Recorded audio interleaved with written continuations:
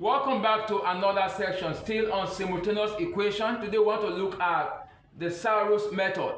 We've dealt with the elimination method, substitution method, elimination substitution method, and the graphical method. We've dealt with those four methods that are very ideal for you to know as someone writing a senior exams in the secondary school education. But let's advance it a little bit into Sarrus method. Sarrus method is used in the advanced mathematics, possibly in further maths. So let's see how we can apply Sarrus method. In Sarrus method, we shall be dealing with the coefficient of the algebraic part of your equations. The coefficient of the algebraic part of your equation, and we shall also be dealing with the constants given to us in the 2 or 3 equations that we are dealing with. But today we are dealing with just 2 equations. Now, the 2 equations on the board are the ones we've used in the previous classes.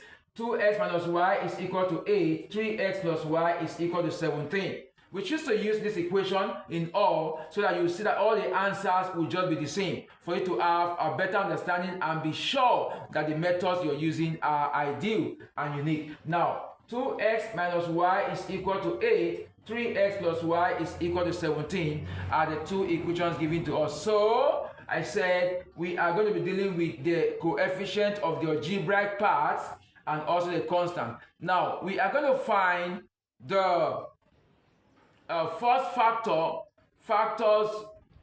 that will define x and y, and that factor will be used to deal with other factors that we will be having in the course of solving using the Sarrus method. So I will call that first factor f1. F1, and F1 is simply F1 be dealing with the coefficient of the algebraic part, which are 2 and 3 minus 1 and plus 1. These are the coefficients of the algebraic part. According to Sarrus' rule, we are going to repeat the first 2 columns of the coefficients of these equations. Whether you're dealing with 3 equations or 4 equations, you always repeat the first 2 columns of the equation. But now we are dealing with 2 equations, and I'm going to repeat the first 2 columns. If I do that, I'll still have 2, 3 minus 1 plus 1. So I've done the repetition here. Now, the next thing, according to Sarrus' rule, is to cross out 2 factors in this particular number we have here, 2, 3 minus 1, 2, 3 minus 1, plus 1, plus 1.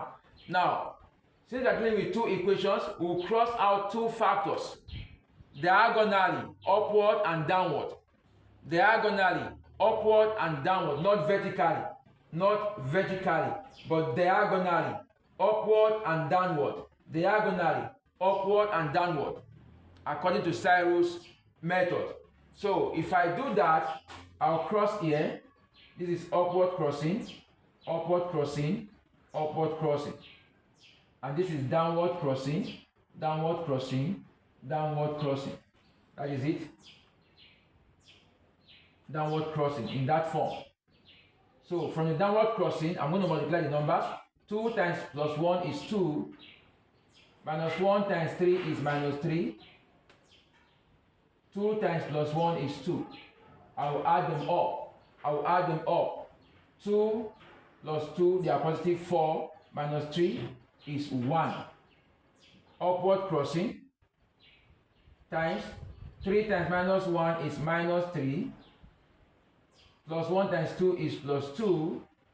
3 times minus 1 is minus 3. I'll add them up. Minus 3 is minus 6. Plus that is plus 2 is minus 4. Now, according to Sarrus' method, for us to have our final F1, which is the general factor, it will be downward minus upward diagonal crossing.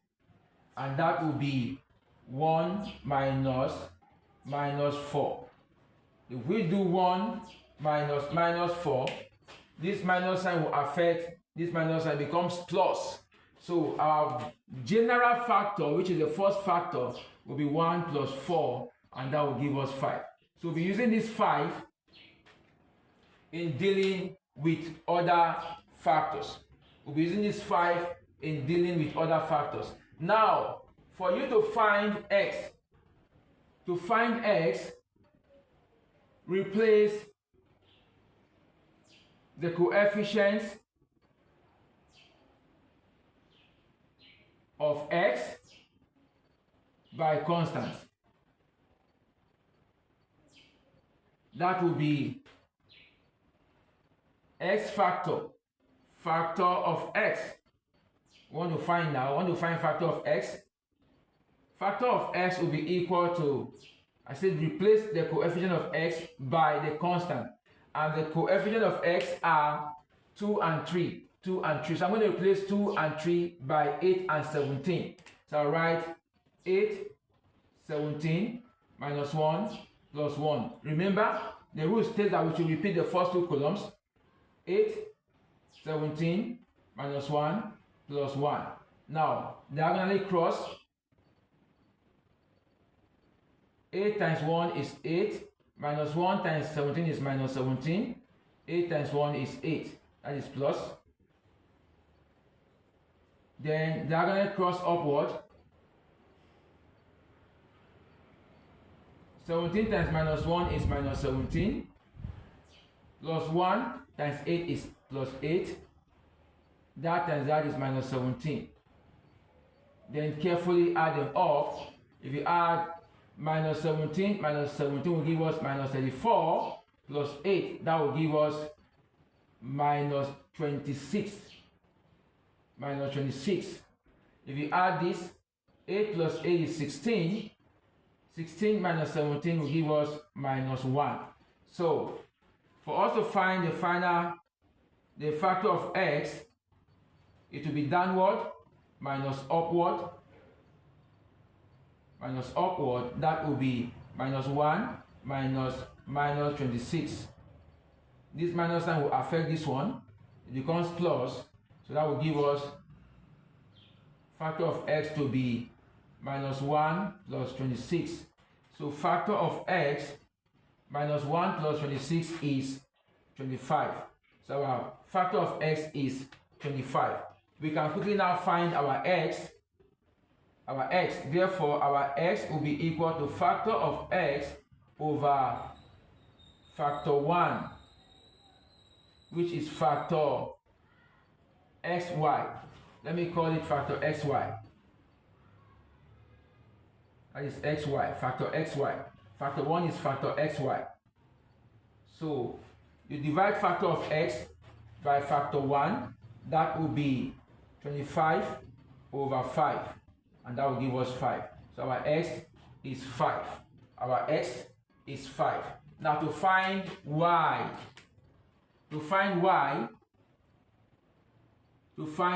replace the coefficients of y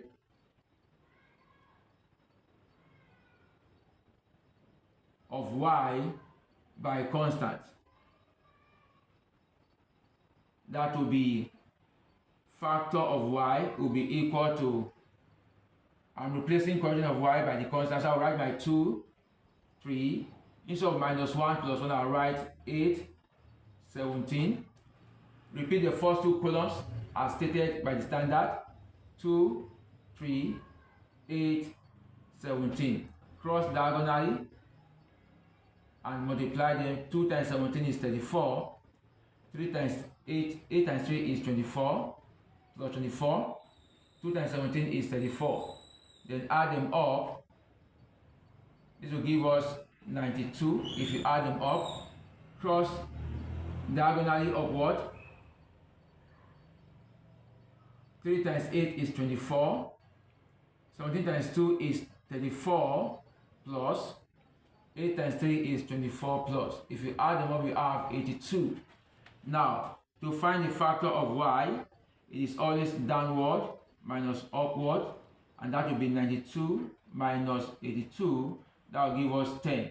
So therefore, our y alone is factor of y all over factor of xy, which is the factor 1. That will become 10 over 5. That will give us 2. You can see that our y is equal to 2 and our x is equal to 5.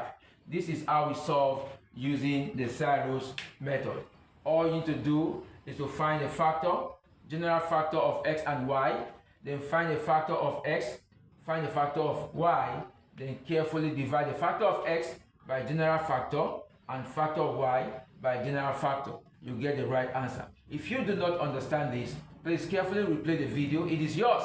You are in a school and this video is yours. It's open for you to learn. So replay and carefully see how you can get a better understanding in what you've done so far. So this is Sarrus method. See you in our next other class.